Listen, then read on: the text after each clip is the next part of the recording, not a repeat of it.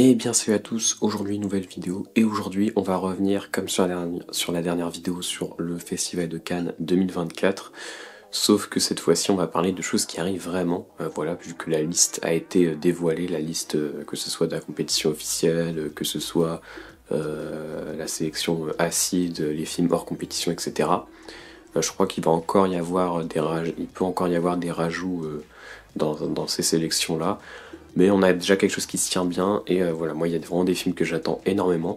Donc voilà, donc une petite liste. Je sais que la dernière vidéo n'a pas eu énormément de succès, mais bon, c'est pas grave, là on parle de choses qui vont vraiment venir, on peut s'en foutre du Festival de Cannes. Ces films, de toute façon moi j'y vais pas, hein. Ces films-là vont vraiment arriver, donc on peut s'en réjouir. Enfin, normalement ils devraient vraiment arriver, hein. C'est déjà arrivé que des films sortent à Cannes et on n'en entend plus parler après.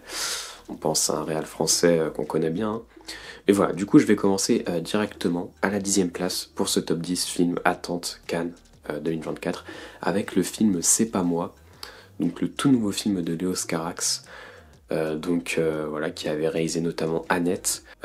Sinon avant Annette il avait réalisé Holy Motors, donc il y avait quand même pas mal d'années. Là il nous refait un film alors que c'est un moyen métrage, ça dure une quarantaine de minutes.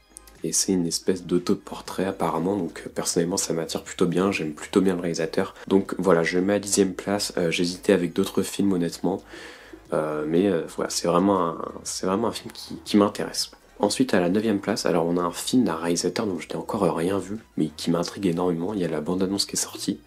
Donc ce film c'est Grand Tour, donc un film de Miguel Gomez, et ouais, je suis vraiment hyper attiré par ce film, je saurais pas trop vous dire pour... Enfin, bon, regardez la bande-annonce, hein, voilà, elle m'a beaucoup plu, en noir et blanc, il y a une atmosphère vraiment qui donne envie, et je sais que le réalisateur il plaît pas mal à des gens, voilà, à des gens que j'aime bien, etc., qui peuvent avoir des goûts un peu similaires aux miens.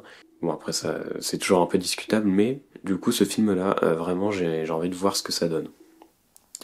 Ensuite, alors je vous dis, on enchaîne assez rapidement. On a un tout nouveau film de Guillaume Braque, qui est vraiment un réalisateur qui m'intéresse. J'avais vraiment bien aimé à l'abordage, j'avais aussi aimé d'autres de ses films comme Un monde sans femme. Et donc là, Ce n'est qu'un au revoir. Donc un film, je crois, sur des lycéens, si j'ai bien lu le petit synopsis. Donc, mais voilà, évidemment que George Miller. J'attends beaucoup ce film. En plus, celui-là, il va arriver très vite, dans un mois. Donc oui, j'ai évidemment très hâte de voir Furiosa. Ensuite, en 4e place, le nouveau film de Alain Guiraudy, Miséricorde. Pareil, grosse attente sur celui-là. Guiraudy, c'est sûrement un de mes 3 réals français préférés en activité. C'est peut-être même le réal français que je préfère, voilà, encore en activité. J'avais été peut-être un petit peu déçu de son dernier film, mais sinon, vraiment, pour moi, c'est toujours assez génial. Notamment ses premiers films, ses derniers films sont peut-être un petit peu moins forts, et encore, enfin, en tout cas L'Inconnu du lac, si vous l'avez pas vu, c'est je pense le film par lequel il faudrait commencer. Voilà, c'est assez exceptionnel à tous les niveaux, donc j'attends beaucoup Miséricorde, qui est, je crois, qui a une sorte d'adaptation d'un bout, d'une partie de son livre Rabelais. Moi j'avais vu le livre qu'il avait écrit avant, et Rabelais c'est un livre genre de plus de 1000 pages, et donc c'est une adaptation de ça, donc moi j'ai plutôt hâte. D'ailleurs il y a Jean-Baptiste Durand, donc, qui a réalisé le film Chien de la casse, qui joue dans le film, donc assez curieux de voir ça. Ensuite à la 3e place, évidemment The Shrews, le nouveau film de David Cronenberg. Moi je fais partie des gens qui ont beaucoup aimé Les Crimes du futur, qui était passé à Cannes il y a 2 ans. Donc j'ai très envie enfin moi je crois toujours à Cronenberg, donc j'ai très envie de voir celui-là. Et d'ailleurs celui-là, je crois qu'on a une date de sortie et il va sortir en septembre. Je me souviens que Les Crimes du futur, il sortait vraiment au moment du Festival de Cannes. Là on va devoir attendre un petit peu, mais bon voilà, j'espère que ça sera bien. Et ça serait cool d'ailleurs que Cronenberg reparte avec un prix, parce que là il est un peu en bataille en plus avec Coppola, et parce que je sais qu'il avait dit que... Enfin, apparemment Coppola avait un peu lutté pour pas que Crash ait la Palme d'Or à l'époque. Du coup il avait eu que le Grand Prix. Du coup il y a une petite histoire, et Cronenberg il s'est pas trop remis de ça, donc, et comme il y a Megalopolis, voilà. Ensuite à la 2e place, il y a un nouveau film de Paul Schrader qui dure 1h30 avec Jacob Elordi et Richard Gere au Canada. Donc moi j'ai très envie de voir ce film. Évidemment parce que c'est Paul Schrader et voilà, son dernier film était très bon et j'avais énormément aimé surtout The Card Counter et j'aime beaucoup Paul Schrader de manière, j'allais dire de manière générale, mais il y a quand même plein de films que je suis hyper mitigé, mais j'ai très très envie de voir ce film. Enfin, voir Paul Schrader en compétition à Cannes, c'est quand même assez beau.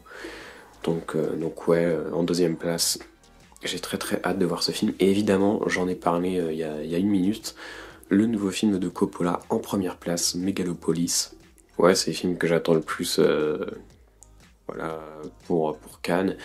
Et tout court, hein, je pense cette année, c'est le film que j'ai le plus envie de voir. Parce que c'est un projet complètement ambitieux. Moi, je suis très très fan des derniers films de Coppola. J'aime beaucoup ce qu'il a fait. D'ailleurs, des films qui étaient déjà autoproduits. Là, celui-là est autoproduit, mais avec un budget complètement indécent, complètement fou.